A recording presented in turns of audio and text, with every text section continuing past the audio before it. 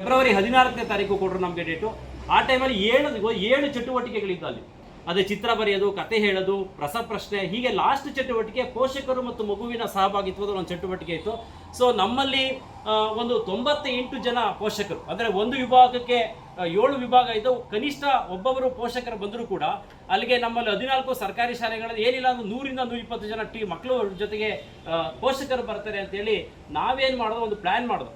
ಈ ಪೋಷಕರಿಗೆ ನಾವು ಆಟ ಆಡಿ ಕಳಿಸೋದ್ರ ಬದಲು ಏನಾದರೂ ಮೆಸೇಜ್ ಕೊಟ್ಟು ಕಳಿಸ್ಬೇಕು ಅಂತೇಳಿ ಆ ಟೈಮಲ್ಲಿ ನಮ್ಮ ಭೇಟಿ ಸಂದರ್ಭದಲ್ಲಿ ಭಾಳಷ್ಟು ಜನ ಪೋಷಕರು ನಮಗೆ ಫೀಡ್ಬ್ಯಾಕ್ ಕೊಟ್ಟಿದ್ರು.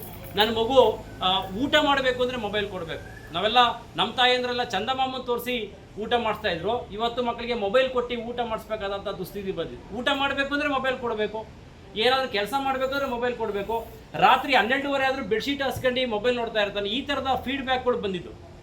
ಮತ್ತು ಓದೋದ್ರ ಕಡೆಗೂ ಕೂಡ ಗಮನ ಹರಿಸ್ತಾನೆ, ಪುಸ್ತಕ ಹೊರಗಡೆ ಇಟ್ಟು ಮೊಬೈಲ್ ನೋಡ್ತಾ ಇದ್ದೀನಿ ಅಂತೇಳಿ ನಮ್ಮ ಟೀಚರ್ಸ್ಗಳು ಕೇಳಿದಾಗ ಅವರು ಕೂಡ ಅವರ ವಲಯದಲ್ಲಿ ಅದೇ ಥರದ ಒಂದು ಫೀಡ್ಬ್ಯಾಕ್ ಬಂದಿದ್ದರಿಂದ ಸೊ ಪೋಷಕರಿಗೆ ಏನಾದರೂ ಒಂದು ಸ್ಟ್ರಾಂಗ್ ಮೆಸೇಜ್ ಕೊಡಬೇಕು ಫೆಬ್ರವರಿ 14, 2025 ಅಂತೇಳಿ ಒಂದು ತೀರ್ಮಾನ ಮಾಡಿ ನಮ್ಮ ಟೀಚರ್ಸ್ ಜೊತೆ ಎಲ್ಲ ನಾವು ಚರ್ಚೆ ಮಾಡೋದು.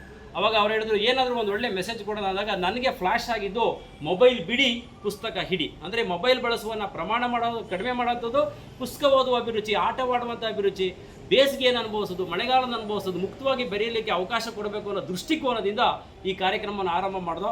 ಅವತ್ತು ಏನು ವಿಷಯ ಅಂದರೆ ಈ ಮೊಬೈಲ್ ಬಿಡಿ ಪುಸ್ತಕ ಹಿಡಿಗೆ ಸಂಬಂಧಪಟ್ಟಾಗೆ ಒಂದು ಹಾಡು ಮಾಡಿಸ್ತು. ಡಾಕ್ಟರ್ ನಿರ್ಮಲಾ ಅಂತೇಳಿ ಭೂಮಿ ತಾಯಿ ಬಳಗದವರು, ಅವರು ಈ ನಾಡಿನ ಭಾಳ ಪ್ರಸಿದ್ಧವಾದ ಗಾಯಕರು ಕೂಡ, ಒಂದು ಹಾಡನ್ನು ಮಾಡಿಸಿ ಕಲಿಕಾ ಹಬ್ಬ ಮತ್ತು ಮೊಬೈಲ್ ಬಿಡಿ ಪುಸ್ತಕ ಹಿಡಿಗೆ ಪೂರಕವಾಗಿ ಒಂದು ಹಾಡನ್ನು ಮಾಡಿಸಿ ಒಂದು ಸ್ಟುಡಿಯೋದಲ್ಲಿ ರೆಕಾರ್ಡ್ ಮಾಡಿ, ಇವರೇ ಡಾಕ್ಟರ್ ನಿರ್ಮಲಾ ಅಂತೇಳಿ ಒಂದು ಸ್ಟುಡಿಯೋದಲ್ಲಿ ರೆಕಾರ್ಡ್ ಮಾಡಿ ಆ ಹಾಡನ್ನು ನಾವು ಪ್ಲೇ ಮಾಡಿ ಸರ್.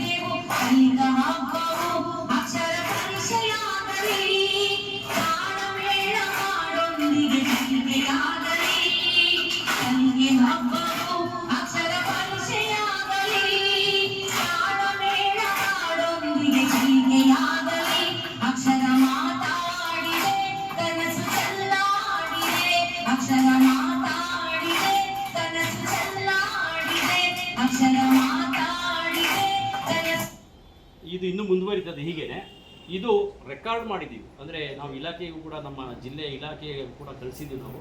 ಸೊ ಈ ಹಾಡನ್ನು ರೆಕಾರ್ಡ್ ಮಾಡಿ ನಾವು ಪೇರೆಂಟ್ಸ್ಗೆ ಕೊಟ್ಟು ಇದರ ದುಷ್ಪರಿಣಾಮಗಳ ಬಗ್ಗೆ ನಾವು ಮಾತಾಡೋದು. ಅದರ ತಾವು ವಿಡಿಯೋ ಕೂಡ ಅದನ್ನು ನೋಡ್ಬೋದಾಗಿದೆ, ತಾವು ತೋರಿಸ್ತೀವಿ. ಅದಾದಮೇಲೆ ಏನಾಯಿತು ಅಂದರೆ ನಾವು ಪ್ರತಿ ಶನಿವಾರ ಒಂದು ಪ್ಲ್ಯಾನ್ ಮಾಡೋದು. ಇದನ್ನು ಹೀಗೆ ಇಲ್ಲಿ ಹೇಳ್ಬಿಟ್ಟು ಬಿಡೋದಲ್ಲ, ನಾವು ಇದನ್ನು ಇನಿಷಿಯೇಟ್ ಮಾಡಬೇಕು ಅಂತೇಳಿ ಪ್ರತಿ ಶನಿವಾರ ಒಂದು ಅವಧಿಯನ್ನು ನಿರ್ಧಾರ ಮಾಡೋದು ಸರ್. ಯಾಕಂದರೆ ಇಲಾಖೆಯಲ್ಲಿ ಸಾಕಷ್ಟು ಕಾರ್ಯಕ್ರಮ ಇರೋದ್ರಿಂದ ಇಲಾಖೆಯ ಕಾರ್ಯಕ್ರಮದ ಒಳಗಡೆ ಇದನ್ನು ಮಾಡಬಹುದು. ನಮ್ಮ ಟೀಚರ್ಸ್ನೆಲ್ಲ ಮೀಟಿಂಗ್ ಕರೆದಂಥ ಸಂದರ್ಭದ ನಮ್ಮ ಬನ್ನಿಕುಪ್ಪೆ ಕ್ಲಸ್ಟರ್ ಕೇಂದ್ರದಲ್ಲಿ ನಾನು ರಿಕ್ವೆಸ್ಟ್ ಮಾಡಿದೆ ನಮ್ಮ ಟೀಚರ್ಸಲ್ಲಿ, ದಯಮಾಡಿ ನಾವು 11:30ರಿಂದ 12:30ವರೆಗೂ 1 ಗಂಟೆಗಳ ಕಾಲ ಪೇರೆಂಟ್ಸ್ನ ಕರೆದಿ ಮಕ್ಕಳ ಜೊತೆ ಮೊಬೈಲನ್ನು ಸ್ವಿಚ್ ಆಫ್ ಮಾಡಿಸಿ ಒಂದು ಪ್ರಯೋಗ ಮಾಡೋಣ. ಕನಿಷ್ಠ 1 ಗಂಟೆ, ಅವ್ರ ಲೈಫ್ ಟೈಮ್ ಸ್ವಿಚ್ ಆಫ್ ಮಾಡೋದು ಬೇಡ, 24 hours, 1 hour ಸ್ವಿಚ್ ಆಫ್ ಮಾಡಿ ಅದನ್ನು ಪಕ್ಕದಲ್ಲಿಟ್ಟು ಆ ಮಗು ಮತ್ತು ತಾಯಿ ಇಬ್ಬರೂ ಕೂಡ ಜೊತೆಯಲ್ಲಿ ಓದಿಸುವ ಪ್ರಯೋಗನ ಮಾಡೋಣ ಅಂತೇಳಿ ಸ್ಟಾರ್ಟ್ ಮಾಡಿದೋ. ಆಗ ನಮ್ಮ ಕ್ಲಸ್ಟರಿನ ಎಲ್ಲ 14 ಸರ್ಕಾರಿ ಶಾಲೆಗಳು ಮತ್ತು ಸರ್ಕಾರಿ ಪ್ರೌಢಶಾಲೆಯಲ್ಲೂ ಕೂಡ ತುಂಬಾ ಪ್ರೀತಿಯಿಂದ ಅದನ್ನು ಸ್ವೀಕರಿಸಿದ್ರು. ಎವ್ರಿ ಸಾಟರ್ಡೆ ಈಗ ನಾವು ಆ ಕಾರ್ಯಕ್ರಮವನ್ನು ಮುಂದುವರಿಸಿದ್ದೀವಿ. ಈಗ ರಜದಲ್ಲೂ ಕೂಡ ನಾವು ಆ ಕಾರ್ಯಕ್ರಮವನ್ನು ಮುಂದುವರಿಸಿದ್ದೀವಿ ಅಂತ ಹೇಳಲಿಕ್ಕೆ ಭಾಳ ಹೆಮ್ಮೆ ಆಗುತ್ತೆ. ಎವ್ರಿ ಸಾಟರ್ಡೆ ನಮ್ಮ ಟೀಚರ್ಸ್ ಬಂದಿಯಲ್ಲಿ ಮೊಬೈಲನ್ನು ಪಕ್ಕಕ್ಕಿರಿಸಿ ಸೊ ಪುಸ್ತಕವನ್ನು ಓದ್ತಾ ನೋಡಿ. ಉದ್ಘಾಟನೆ ದಿನ ಹೇಗಿತ್ತು? ಶಾಲಾ ಶಿಕ್ಷಣ ಇಲಾಖೆ ಬನ್ನಿಕುಪ್ಪೆ ಬಿ ಕ್ಲಸ್ಟರ್, ರಾಮನಗರ ತಾಲೂಕು ಮತ್ತು ಜಿಲ್ಲೆ. ಸೊ ನಾವು ನಮ್ಮ ಬನ್ನಿಕುಪ್ಪೆ ಬಿ ಕ್ಲಸ್ಟರ್ ನಲ್ಲಿ FIN ಕಲಿಕಾ ಹಬ್ಬವನ್ನ ಒಂದು ವಿಶೇಷ ಸಂದೇಶದ ಜೊತೆ ಮಾಡಬೇಕು ಅನ್ನೋ ಆಸೆ ನಮ್ದು.